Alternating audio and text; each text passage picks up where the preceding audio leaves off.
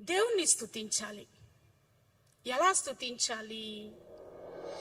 2 చేతులు పైకెత్తి గుండె లోతుల్లో దేవుని గుర్చిన ఆ ధ్యానం చేస్తూ ఆయన ఎంత మహోన్నతుడో, ఎంత ఘనుడో, ఎంత ఉన్నతుడో, ఎంత శ్రేష్ఠుడో ఆయన శ్రేష్ఠత్వాన్ని తలంచుకుంటూ ఆయన్ని స్తుతించాలి.